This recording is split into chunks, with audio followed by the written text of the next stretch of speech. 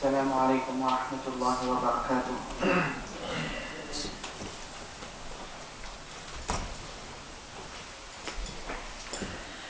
نحمده ونستعينه ونستغفره ونؤمن به ونتوكل عليه ونعوذ بالله من شرور أنفسنا ومن سيئات أعمالنا.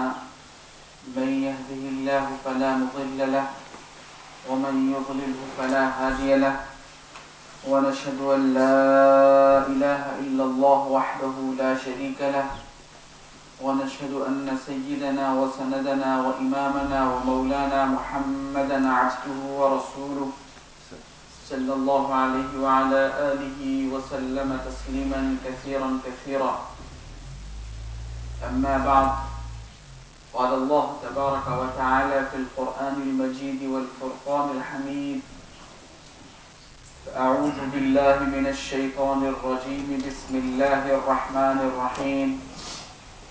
الحمد لله رب العالمين الرحمن الرحيم مالك يوم الدين إياك نعبد وإياك نستعين. میرے محترم بزرگوں دوستو، آج میں نے قرآن کریم کی اس سورت کا انتخاب کیا اور اس کی تلاوت جو میں نے آپ کے سامنے کی ہے وہ سورہ فاتحہ ہے. سورہ فاتحہ ہم اور آپ ہر نماز میں ہر رکعت میں پڑھتے ہیں، لیکن ہم میں سے بہت سے احباب ایسے ہیں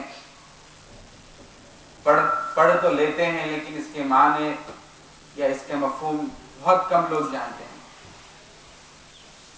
ہر رکعت میں ہم پڑھتے ہیں. تو میں نے قرآن کریم کی اس سورت کا انتخاب اسی وجہ سے کیا کہ ہمیں یہ سورت ہم سے کیا مطالبہ کرتی ہے، کہ اس سورت کی فضیلت کیا ہے اور اس کی اہمیت اتنی کیوں ہے کہ اس کو تمام قرآن میں سب سے مقدم رکھا گیا. قرآن کا جو نزول ہے، جس کی میعاد 23 سال بتائی گئی، اور قرآن کریم کی یہ واحد سورت ہے جو پہلے نازل ہوئی.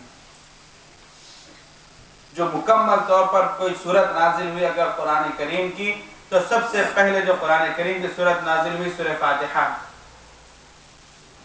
آپ یہ سوال کریں گے کہ سورہ فاتحہ سے پہلے اور بھی آیتیں نازل ہوئیں، جیسے اقرأ بسم ربک الذی خلق یا سورہ مدثر یا سورہ مزمل. یہ صورتیں پوری کی پوری طور پر نازل نہیں ہوئی، اس کی صرف کچھ آیتیں نازل ہوئی، لیکن پوری سورت سورہ فاتحہ ہی نازل ہوئی. یہ سورہ فاتحہ مکہ معظمہ میں نازل ہوئی. یہ سورت 7 آیتوں، 27 کلمات، 140 حروف پر مشتمل یہ سورت ہے. اور مفسرین کرام نے اس سورہ فاتحہ کے متعلق فرمایا کہ یہ سورہ پورے قرآن کا متن ہے اور اس کی شرح پوری قرآن شریف ہے. اور اللہ کے رسول احمد مجتبی محمد مصطفیٰ صلی اللہ علیہ وسلم نے فرمایا کہ نہ تورات میں اس طرح کی کوئی چیز پائی جاتی یا اس طرح کی کوئی صورت پائی جاتی، نہ زبور میں پائی جاتی، نہ انجیل میں پائی جاتی، یہاں تک کہ قرآن کریم میں بھی اس کی مثل کوئی صورت نہیں. تو میرے محترم بزرگوں دوستو، اس صورت کی فضیلت اور اس کی اہمیت اور اس کے اندر جو معنویت ہے اور جو جامعیت ہے کسی اور دوسری صورتوں میں آپ کو نہیں ملے گی. اس لیے اس کو قرآن کریم میں سب سے مقدم رکھا گیا، سب سے پہلے رکھا گیا. آپ میں یہ بھی سوال کریں گے کہ میں نے پوری سورت کیوں تلاوت نہیں کی؟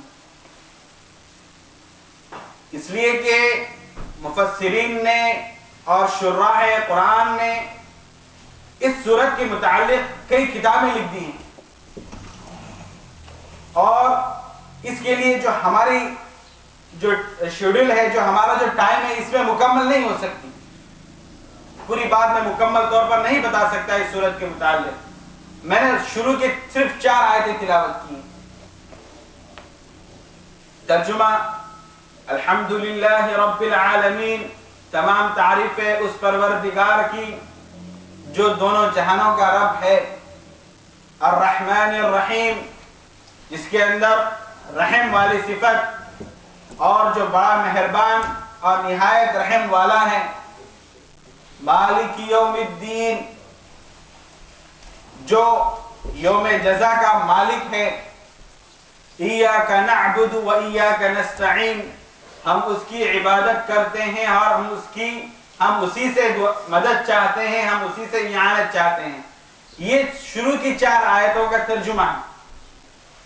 اگر آپ پورے سورت کا ایک سرسری جائزہ لیں یا سورت کے متعلق ہلکی سی روشنی ڈالیں تو ان 7 آیتوں میں شروع کی جو 3 آیتیں ہیں، یہ 3 آیتیں حمد و ثنا کے متعلق ہیں، اور بیچ کی آیت مشترک ہے، اس میں کچھ عبادت کے تعلق سے ہے، کچھ اللہ سے مدد کے تعلق سے ہے، اور آخری کی جو 3 آیتیں ہیں اس میں صرف آدمی اللہ سے مدد چاہ رہا ہے۔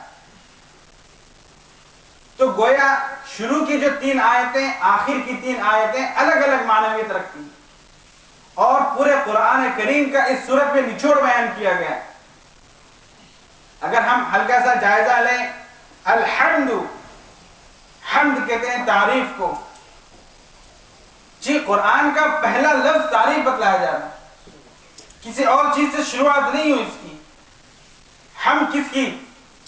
ہم اس پروردگار کی جس نے انسان کو عدم سے وجود بخشا،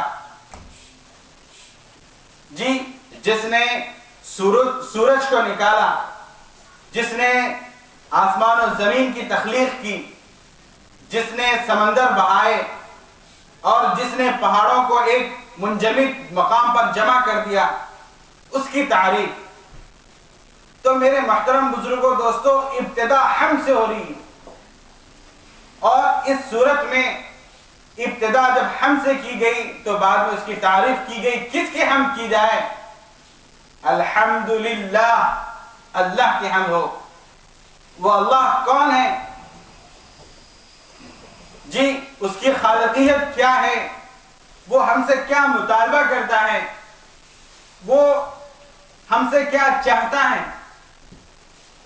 ہم حامیم دال، جس کے معنی تعریف کے، لغوی معنی تعریف کے، جب ہماری تعریف اس اللہ کے لیے ہو رہی ہے جس نے ہمیں پیدا کیا،